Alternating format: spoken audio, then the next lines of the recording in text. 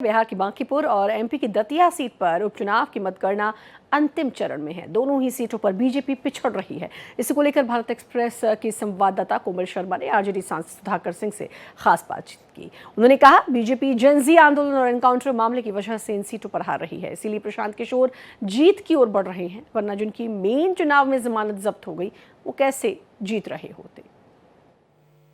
बिहार का बांकीपुर हो या मध्य प्रदेश का दतिया, दोनों जगह उपचुनाव हो रहे हैं, लेकिन दोनों जगह ही बीजेपी जो है वो पिछड़ती नजर आ रही है। प्रशांत किशोर बांकीपुर से आगे बढ़त बनाए हुए हैं। बात करने के लिए हमारे साथ आरजेडी सांसद सुधाकर सिंह जी है। सर, सबसे पहले तो ये बांकीपुर में अगर बीजेपी के राष्ट्रीय अध्यक्ष नितिन नवीन जी उनकी सीट है, सम्राट चौधरी जो हैं वो भी अभी मुख्यमंत्री के तौर पर वहाँ पर है, ऐसे में क्या दिखाई दे रहा है कि बांकीपुर से पिछड़ती हुई बीजेपी जो है वो नजर आई?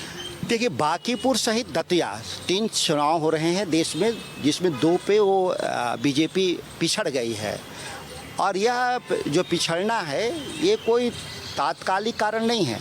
आप पिछले 1 सालों के भीतर देखेंगे, राम मंदिर का चंदा चोरी का सवाल हो या नीट परीक्षा में धांधली का और पुलिस फायरिंग का सवाल हो, और बिहार सेंट्रिक भरत तिवारी जैसे फेक इनकाउंटर का, ये एक ऐसा सवाल था जो सरकार को समय रहते कई बार चेताया विपक्ष ने, लेकिन कहीं भी आपने देखा होगा खिल्ली उड़ाने के नियत से भाजपा के लोग हमेशा रहे और लोगों को अपमानित करते रहे।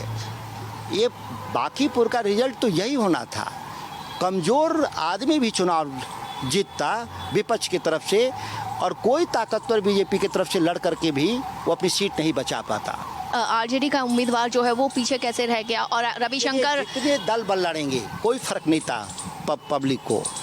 सीधे बीजेपी को हराने वाले लोग को वोट मिलेगा। मैंने कहा ना, कमज़ोर व्यक्ति भी चुनाव जीतेगा वहाँ विपक्ष की तरफ से। कमज़ोर इसलिए मैं कह रहा हूँ कि जिसकी पार्टी खुद 243 पे जमानत गंवा बैठी, जिस सीट पर वो 10,000 भी वोट नहीं पा पाए लोग, इसलिए नहीं जीत गए कि वो बड़े अच्छे लोग थे। बीजेपी को हराना ही था, उनकी जगह कोई और भी लड़ता तो बीजेपी हारती। चलिए, भारत एक्सप्रेस से बात करने के लिए शुक्रिया। भारत एक्सप्रेस के लिए कैमरामैन दिलीप के साथ मैं कोमल शर्मा।